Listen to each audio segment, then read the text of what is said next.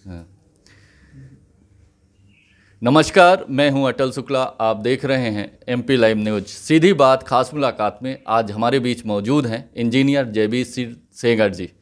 अगर हम जयवीर सिंह जी के सियासी सफ़र की बात करें तो इनके सियासी सफ़र की शुरुआत पंच से हुई और वर्तमान में ये जिला पंचायत सदस्य हैं। देवतलाव विधानसभा के अंतर्गत वार्ड क्रमांक 14 से ये वर्तमान में जिला पंचायत सदस्य हैं और इन्होंने विधानसभा अध्यक्ष गिरीश गौतम के सुपुत्र राहुल गौतम को शिकस्त देकर, करीब 5600 वोटों से शिकस्त देकर ये जिला पंचायत सदस्य बने हैं। राहुल गौतम जो कि अभी लगातार 2 दिनों से सुर्खियों में हैं टोल वाले मामले में। तो आइए, सबसे पहले एमपी लाइव न्यूज़ में आपका स्वागत है जयवीर सिंह जी। धन्यवाद। जयवीर सिंह जी, सबसे पहले हमारे दर्शकों को ये बताइए आप कि आपके सियासी सफ़र की शुरुआत कैसे हुई, क्योंकि आप इंजीनियर भी हैं, समाजसेवी हैं, तो आपका रुझान राजनीति की तरफ कैसे हुआ? मैं चूँकि सिविल इंजीनियर होने के नाते मुझे ऐसा लगा कि हमारा जो गांव से लेकर के और पूरा ज़िले का अधिकांश भूभाग जो क्षेत्र था वो बहुत सुदूर अंचल में था। पहाड़ी क्षेत्र भी है, मैदानी क्षेत्र में भी सड़कें नहीं थीं, बिजली का दिक्कत था और जो भी स्वास्थ्य का, शिक्षा का, आज भी हमारे गांव में 8वीं तक की स्कूल के बाद आगे की व्यवस्था नहीं बन पाई। तो मुझे ऐसा लगा कि राजनीति के माध्यम से हम समाज में बहुत बड़ा परिवर्तन आगे कर सकते हैं और जब हम कुछ भविष्य में आगे बनेंगे तो निश्चित ही हमको हमारी जो इंजीनियरिंग की शिक्षा दीक्षा है ये भी हमारे लिए मदद करेगी और डेवलपमेंट में एक इंजीनियर की भूमिका बहुत बड़ी होती है, अहम भूमिका होती है।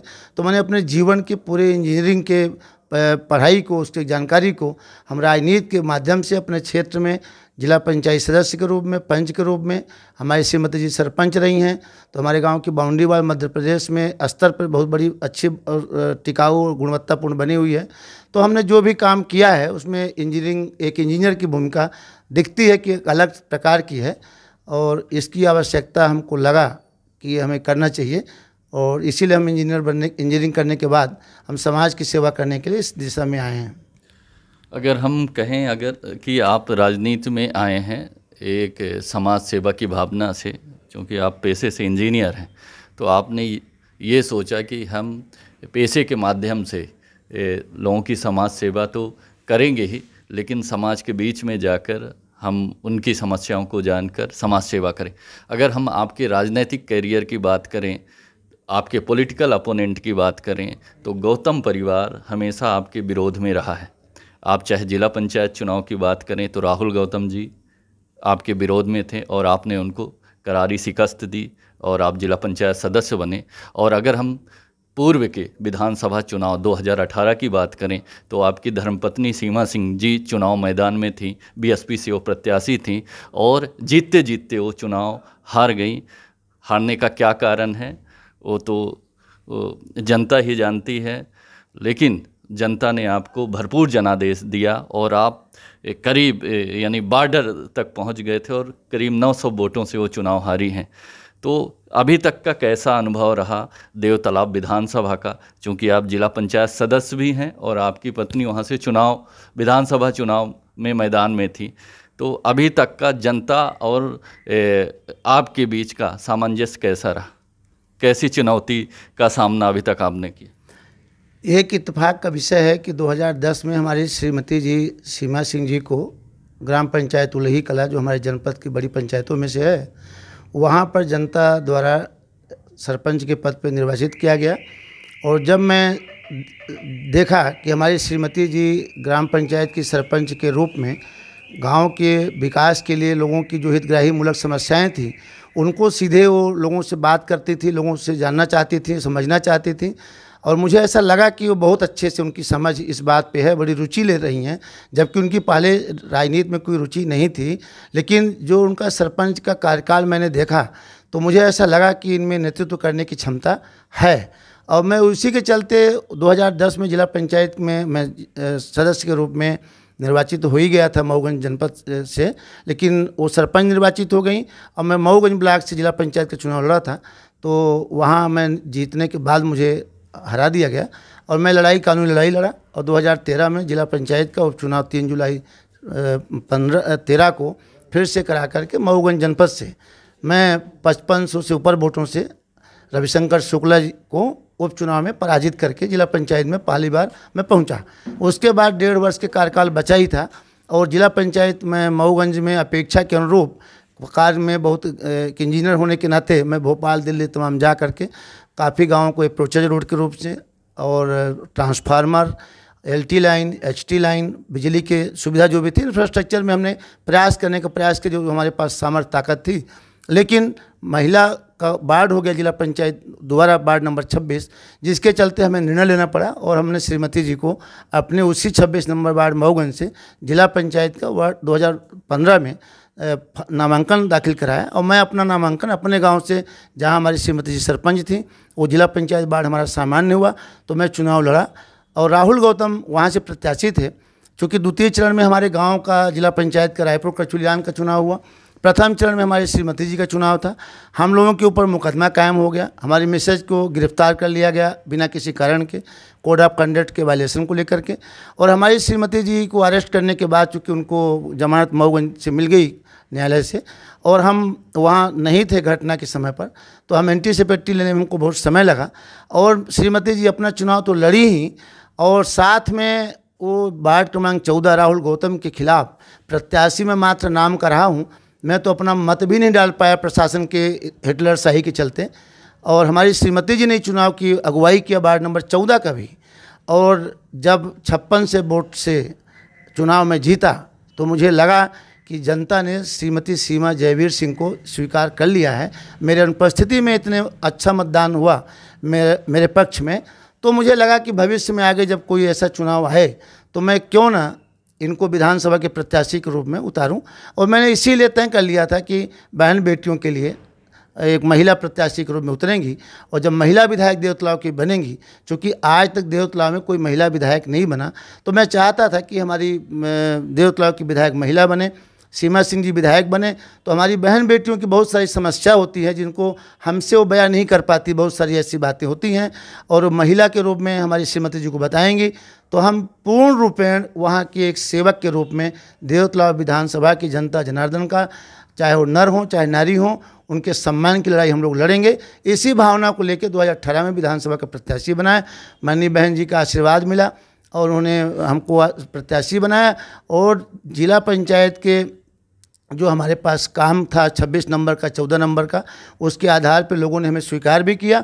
और मऊगंज जनपद जो हमारे विधानसभा की सबसे बड़ी जनपद है, जहां 82 पंचायतों में 71 देवतलाव विधानसभा की हैं, जहां 10,000 वोट माननीय गौतम जी ने कैप्चरिंग कराया।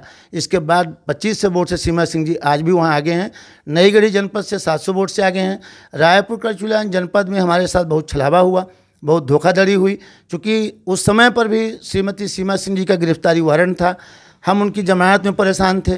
भरपूर हम अपने क्षेत्र में लोगों के पास नहीं जा पाए। विपक्षी दलों ने मुद्दा बना दिया कि सीमा सिंह को देखे क्या तुम लोग, आप मिले क्या। तो समय का अभाव था और सीमा सिंह पूरा अपना समय नई गढ़ी और मऊगंज जनपद को दी और वहाँ का परिणाम उनके पक्ष में रहा। पर दुर्भाग्य से हमारे क्षेत्र में गिनती भी हमारी कुछ पोलिंग की नहीं हुई। पर मैं आपको बताना चाहता हूँ कि 266 पोलिंग बूथ वाले देवतलाव विधानसभा क्षेत्र में गिरीश गौतम जैसे प्रत्याशी को 110 से ऊपर पोलिंग में हम जीते हैं। 44 में विद्यावती जी जीती, एक में सपा, और गौतम जी हमसे पीछे हैं पोलिंग की गिनती के अनुसार। वो 103-4 पोलिंग में ही आगे हैं। और राउंड वार में भी 10 राउंड में हम आगे हैं, एक में विद्यावती जी आगे हैं और 8 में ये आगे हैं। तो राउंड और पोलिंग दोनों में गिरीश गौतम को का जो जनादेश है वो वहाँ से खिसक चुका है। सीमा सिंह जी को जनादेश मिला, पर दुर्भाग्य से शिवराज सिंह के कोटे में गिरीश गौतम को विधायक का प्रमाण पत्र कुछ मात्र सैकड़ों वोटों से दे दिया गया। और दुर्भाग्य रहा पूरे प्रदेश का कि हमारी सरकार, जो लोकप्रिय सरकार थी माननीय कमलनाथ जी की, उस सरकार को गिरा के माननीय मोदी जी, अमित शाह जी, शिवराज सिंह, इनके षड्यंत्र के हम शिकार हुए और लोकप्रिय सरकार को गिरा के कृत्रिम सरकार पैसे के दम पे बनाई गई। विधायकों से आपने देखा है कि विधायकों को किस तरीके से हमारे परिवार के लोगों को तोड़ा गया, बड़े बड़े नेता टूट गए और सरकार को गिरा करके मुख्यमंत्री के रूप में आज शिवराज सिंह जी हैं, स्पीकर के रूप में प्रजापति जी थे हमारे, लेकिन उनके जगह में गिरीश गौतम जी को मौका मिला। और ऐसे एक हारे हुए व्यक्ति को विधानसभा अध्यक्ष के संवैधानिक पद पर बैठा देने के बाद वो क्षेत्र में बदले की भावना से पूरे क्षेत्र में हमारे कम से कम नहीं तो 100 ऐसे ब्राह्मण लोग हैं जो बेचारे मास्टर हैं, पटवारी हैं, चपरासी हैं। इनका सगे मामा का लड़का पन्नी का शिवानंद मिश्रा, जिसका ट्रांसफ़र इन्होंने अधिकारी को फ़ोन लगा कि अमेरिका कर दो, तो उसको त्योंथर ट्रांसफ़र किया गया है। तो सगे मामा के लड़के तक को नहीं छोड़ा इन्होंने। तो हम गौ ब्राह्मण के सम्मान में सीमा जयवीर सिंह मैदान में, ये हमारी पहचान है देवतला विधानसभा क्षेत्र में।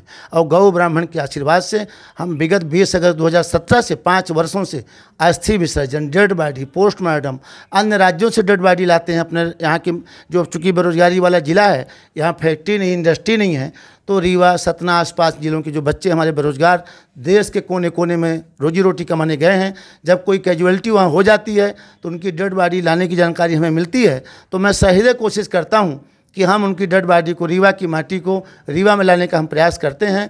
और इसी परिप्रेक्ष्य में हम लोग आगे बढ़ रहे हैं। और ये गौ ब्राह्मण का ही आशीर्वाद है कि देवतला विधानसभा भारत की एक ऐसी विधानसभा देवभूमि हो गई है, भोले बाबा की नगरी, जिसको सेवा के रूप में, सेवा भूमि के रूप से, देवभूमि देवतला को सेवा भूमि के रूप में लोग जानने लगे हैं। हमारे लिए इससे बड़ी गौरव का विषय नहीं हो सकता है कि ये हम वहाँ पर 10,000 लगभग अस्थियों का विसर्जन माँ गंगा के तीर्थ प्रयागराज में अपने परिजनों का हम करवाए। और इसमें लाखों लोग पहुंच चुके हैं। गंगा जी, जिनकी स्थिति अच्छी नहीं है, कोरोना काल में एक गाड़ी नहीं मिलती थी, विषम परिस्थितियों में हमारे लोगों ने गाड़ी चलाई। और इसके लिए पूरा हमारी धर्मपत्नी श्रीमती सीमा सिंह, जिनको कि नहर का मुआवजा भी जो हमको मिला, हमारे यहाँ से नहर निकली है, सो उनकी कृपा हुई। और उन्होंने रास्ता भी तय किया तो हमारे दरवाजे से तय किया, और जब माइनर सोन निकली तो वो भी हमारे खेत से निकली। तो जो मुआवजा हम पाए, जनता जनार्दन की सेवा में अधिकांश भाग उसका खर्च किए। एक तरफ देवभूमि, देव तालाब की बात कर रहे थे और आप एक इतना अच्छा पुनीत कार्य भी कर रहे हैं। और आपका कहना है कि कई अस्थियों का विसर्जन आपके माध्यम से हुआ है, कई पीड़ित परिवारों की आपने सहायता की है। लेकिन दूसरी तरफ देव तालाब पूरे देश में 2 दिनों से चर्चा का विषय बना हुआ है। एक ऑडियो वायरल होता है विधानसभा अध्यक्ष गिरीश गौतम के सुपुत्र का, और टोल कर्मी के साथ असंसदीय भाषा का प्रयोग किया जाता है। इस पूरे मामले में आपका क्या कहना है? ये देश की जो बिंद की भूमि है, इसमें गौ ब्राह्मण का सम्मान सदैव से हम लोगों के पूर्वजों ने किया। क्षत्रिय का धर्म होता है कि समाज में ब्राह्मण की रक्षा करें, ब्राह्मण यज्ञ करें, तो क्षत्रियों की ड्यूटी लगी होती थी। ये ऋषि मुनियों के ज़माने से क्षत्रिय लोगों का ड्यूटी होता था कि ऋषि मुनि यज्ञ करें, किसी प्रकार से उनके यज्ञ को कोई व्यवधान न पहुंचाए। उसी कड़ी में हम भी चल रहे हैं और हम चाहते हैं कि रीवा जिले के हमारे जो ब्राह्मण हैं उनकी रक्षा करें हम, जो हमारी भरसक कोशिश हो सके। हमें बहुत बेहद तकलीफ़ है, बहुत दुख है कि अब उस गाने को तो पिक्चर का गाना है, हम नहीं कहना चाह रहे थे, पर मैं कहूँगा कि एक गाना ऐसे लड़के लोग गाते हैं गाँव में, मुन्नी बदनाम हुई डार्लिंग तेरे लिए। तो गिरीश गौतम, हम तुम्हारे चलते आज देवतला के लोग बदनाम हो गए।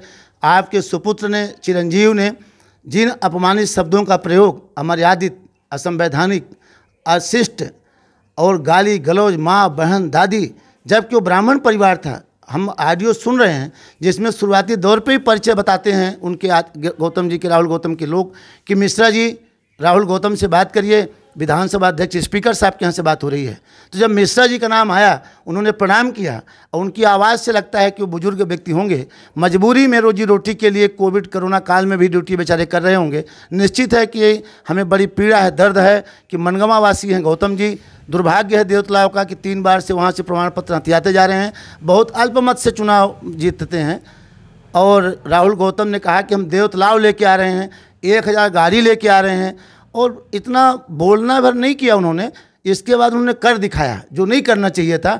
टोल प्लाजा एक राष्ट्रीय संपत्ति है, NHI की प्रॉपर्टी है, हमारी आपकी प्रॉपर्टी है, और राष्ट्रीय संपत्ति के साथ तोड़ फोड़ कराया उन्होंने। पूरा वीडियो साथ में वायरल हुआ, हमने देखा उस चीज़ को। और NHI के जो ड्यूटी में टोल प्लाजा की कंपनी जो प्राइवेट कॉन्ट्रैक्टर है, चूँकि मैं एक इंजीनियर भी हूँ इसलिए मैं जानता हूँ कि वो प्राइवेट ड्यूटी नहीं है, वो शासकीय ड्यूटी में है। जब कोई सरकारी काम को कोई ठेकेदार काम करता है तो शासकीय जिम्मेवारी उसके ऊपर निर्धारित हो जाती है। तो राहुल गौतम जी ने जो काम किया, मैं मीडिया के माध्यम से, आपके 1 to 1 जो चर्चा आप कर रहे हैं, मैं इसके माध्यम से चाहता हूँ कि भारत के केंद्रीय गृह राज्य मंत्री उत्तर प्रदेश से आते हैं दिल्ली में, उनके बेटे के ऊपर FIR उत्तर प्रदेश में हमारी लखीमपुर खीरी में जो घटना घटी थी, और उसमें किसानों के ऊपर जिस प्रवृत्तापूर्वक अमानवीय तरीके से वाहन चलाया था उन्होंने, उस पर FIR हो गया है। तो माननीय गिरीश गौतम जी विधानसभा के अध्यक्ष हैं, उनके सुपुत्र कानून से बड़े नहीं हैं, और उनके ऊपर, राहुल गौतम के ऊपर गाली गलौज, माँ बहन, इनका गाली देना, धौंस, राष्ट्रीय संपत्ति को नुकसान पहुंचाना, शासकीय कार्य में बाधा पहुंचाना, ये सब मुकदमे लगना चाहिए था। पर दुर्भाग्य है कि शिवराज सिंह आपकी सरकार में SP रीवा जो भसीन साहब आए हैं, नवनीत भसीन जी, इन्होंने जानने के बाद भी अज्ञात लोगों के खिलाफ मुकदमा कायम किया। अभी मुझे किसी ने उपलब्ध कराया कि पायनियर जो एजेंसी है, जैसे PTI और UNI होती है, ऐसे इंटरनेशनल एजेंसी है मीडिया की, आज वहाँ तक पहुँच गई, बात विदेश पहुँच चुकी है। स्पीकर का पद, गौतम जी, आप समझ नहीं पा रहे हो कितने बड़ा पद होता है। ये प्रदेश का, मध्य प्रदेश देश का बहुत बड़ा राज्य है, उस राज्य के संवैधानिक पद में आप बैठे हो। रीवा में श्रीनिवास तिवारी जी, जो हमारे परम पूज्य स्वर्गीय श्रीनिवास तिवारी जी, दादा जिनको बोलते थे हम लोग, वो भी स्पीकर रहे हैं। गुलशेर अहमद जी स्पीकर सतना से रहे हैं। तो इन लोगों ने कभी मर्यादा को नहीं तोड़ा। श्रीनिवास तिवारी जी को पूरा भारत के लोग सुनते हैं, और उनके बनाए हुए सिद्धांत, कानून को और संसदीय मर्यादाओं को पूरा देश अनुसरण करता है। और गौतम जी, आपने देवभूमि देवतलाव को आपने आज जो है तो आप जो है तो पूर्ण रूपेण से आपने छल नहीं कर दिया हम लोगों को। हम लोग मुंह दिखाने के लायक पूरे देवतलाव के लोग, पूरे विंध्य के लोग नहीं बचे हैं, इतना तार तार कर दिया। विधानसभा देवतलाव में लगातार साइकिल यात्रा के माध्यम से विधानसभा अध्यक्ष गिरीश गौतम जी जनसंपर्क कर रहे हैं, और उनकी यात्रा का समापन करने आज प्रदेश के अध्यक्ष BD शर्मा आए हुए हैं। कल CM शिवराज सिंह जी भी आएंगे। तो क्या कहना है इस पूरे घटनाक्रम को लेकर, उनकी साइकिल यात्रा को लेकर, क्योंकि आपका विधानसभा क्षेत्र भी है और आप भी लगातार जनता के बीच में सक्रिय हैं, और आगे आने वाले चुनाव में आप फिर से दावेदारी प्रस्तुत करेंगे। तो क्या लगता है कि जिस तरह से साइकिल यात्रा वो लगातार हर साल करते हैं, हर पंचवर्षीय करते हैं, तो क्या जनता का भला हो पाया है, जनता को मूलभूत सुविधाएं मिल पाई हैं? क्योंकि आपने जनता के बीच जाकर जनता के दर्द को महसूस किया है, उनकी समस्याओं को जाना है, और जहां तक हो सका है हर संभव प्रयास किया है कि उनको उस दर्द से, उस समस्या से निजात मिले। तो इस पूरे घटनाक्रम के बारे में आपका क्या कहना? आपका बहुत अच्छा प्रश्न है। पूरा देश इस चीज़ को जानना चाह रहा है कि साइकिल यात्रा के पीछे इनका मकसद क्या है। वर्ष 2010 और 15 के बीच में हमारी श्रीमती जी रायपुर जनपद की ग्राम पंचायत उलही कला की सरपंच थी। पहली यात्रा माननीय गिरीश गौतम जी की तब शुरू हुई थी। उनके द्वारा संदेश भेजा गया कार्यकर्ताओं के द्वारा कि सरपंच उलही हैं आपकी श्रीमती जी, जबकि मैं चुनाव इनके विरुद्ध लड़ चुका था निर्दलीय प्रत्याशी के रूप में देवतलाव विधानसभा से 8 में।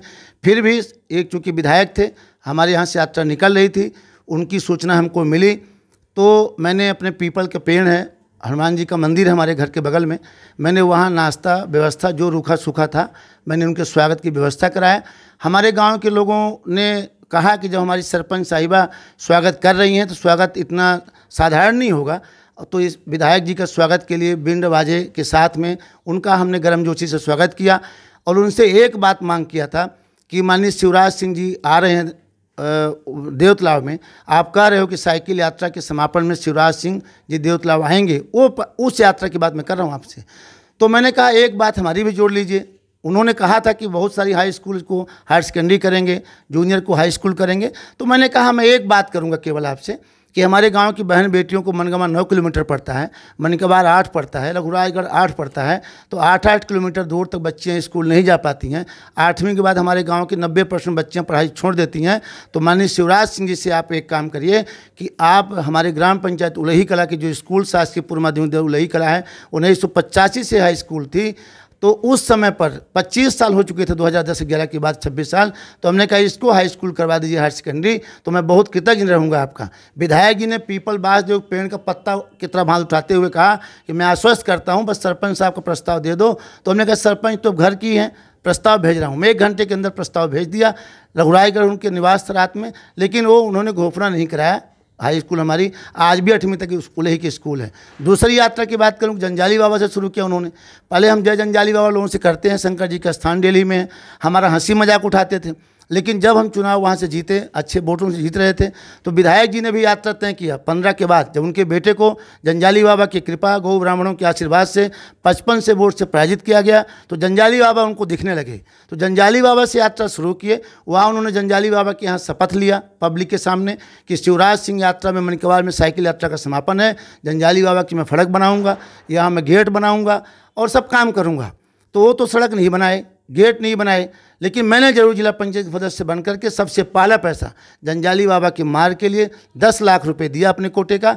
और विधायक जी के रोकथाम के चलते आज भी जंजाली बाबा की रोड में गिट्टियाँ पड़ी हैं, सड़क नहीं बन पाई। विधायक जी चाहते हैं जयवीर सिंह का नाम हो जाएगा, रोड बन जाएगी, तो वो रोड नहीं बन पाई। और साइकिल यात्रा के समापन जब शिवराज सिंह जी ने किया मणिकवार में, तो कहा तहसील ले लो, ब्लॉक ले लो, थाना ले लो, अस्पताल ले लो। तो कितनी बार शिवराज सिंह साइकिल यात्रा में हमारे यहाँ अस्पताल का, तहसील का, ये पहली बार घोषणा करने नहीं आ रहे हैं, ये कई बार साइकिल यात्रा में आए, कई बार घोषणाएं कर चुके हैं। लेकिन धन्य है शिवराज सिंह, आप घोषणाओं के मुख्यमंत्री के रूप में देश के स्वर्णिम अक्षरों में आपका नाम लिखा जाएगा कि घोषणा वीर मुख्यमंत्री शिवराज सिंह। तो आप घोषणा करते रहिए। अभी कोरोना काल में, पूरे कोरोना काल के पहले हमारे वार्ड 14 जहाँ से हम जिला पंचायत सदस्य बन के आए हैं, शहीद दीपक सिंह, जो मध्य प्रदेश के इकलौता लाल था जो चाइना बॉर्डर में शहीद हुए, जिनको अर्थी देकर के शिवराज सिंह जी ने कहा फरेंदा गांव में आकर के कि दीपक सिंह तुम्हारी शहादत व्यर्थ नहीं जाएगी, मैं आपके नाम पे यहाँ पर अस्पताल बनाऊँगा। अस्पताल तो दूर रही, सीमा सिंह जी ने मांग किया कोविड में विधायक जी से कि पूरे देश के, पूरे प्रदेश के विधायक लोग अपने कोविड में पैसा दे रहे हैं विधायक कोटे से, आप दीपक सिंह के नाम पे मणिकवार में कोविड सेंटर बना दो। अस्पताल तो नहीं बना पाए, कम से कम कोविड सेंटर बना दो तो ऑक्सीजन आ जाए, लोगों की जान बचे। पर धन्य है शिवराज सिंह गिरीश गौतम जी कि न तो उन्होंने ये कोविड सेंटर बनाया और न दीपक सिंह के नाम पे एक पत्थर रखा। आज दीपक सिंह के घर से यात्रा भी 3:15 बज रहा है, मैं जैसा समझ रहा हूँ कि कुछ देर में यात्रा दीपक सिंह के गांव से गुजरेगी। दीपक सिंह का कलेजा, उनकी आत्मा तड़प रही होगी कि गिरीश गौतम तुम स्पीकर हो, मध्य प्रदेश के सबसे बड़े पद में हो, बोलते हो कि मुख्यमंत्री से 2 पुरसा ऊपर बैठी थे हम, तो 2 पुरसा ऊपर नहीं, गौतम जी आप 2000 पुरसा ऊपर बैठिए, हमारी आपको शुभकामना है। लेकिन शहीद के साथ छलावा मत करिए। शहीद को आपने अपमानित किया, बिंद की धरा को अपमानित किया, तो आप शहीद के नाम पे कम से कम अस्पताल बना दो, मणिकवार को में अस्पताल बना दो शहीद दीपक सिंह के नाम पे। पूरे देश के सैनिक आज दुखी हैं कि शहीद के नाम पे झूठ बोला जा रहा है मध्य प्रदेश की धरती पे। जिस तरह से आप लगातार अपने क्षेत्र में सक्रिय हैं, स्वाभाविक है कि अगले चुनाव में भी आपकी दावेदारी होगी। पूर्व में आप बीएसपी में थे, बसपा में थे और वर्तमान में आप कांग्रेस में हैं।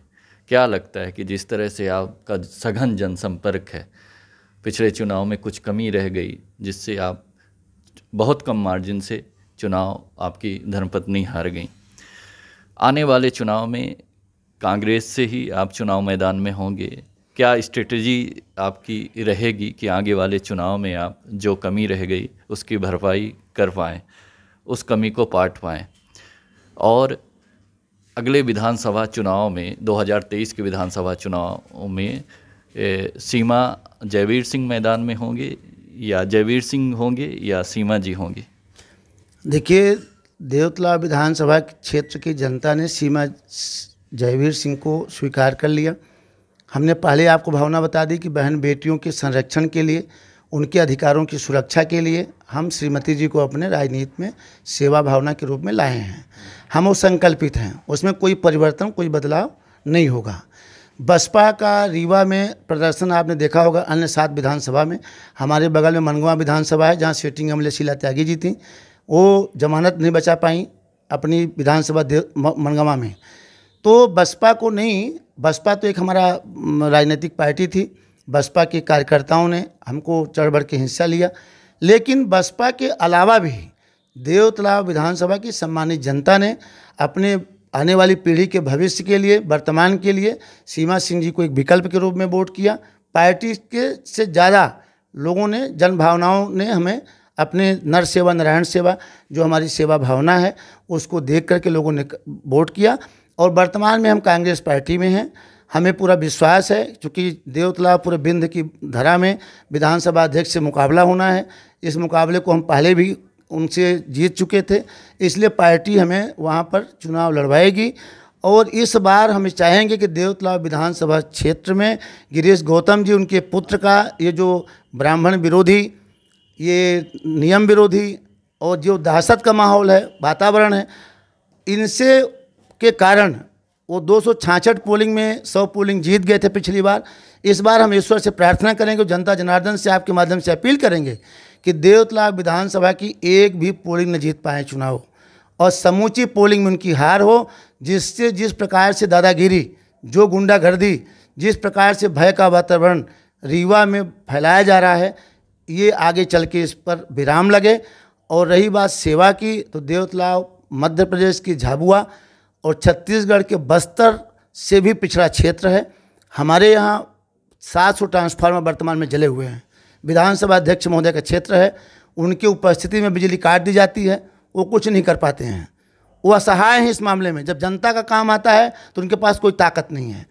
जब किसी को प्रताड़ित करने का काम आता है तो एसपी, कलेक्टर सब उर्राहट हो गया।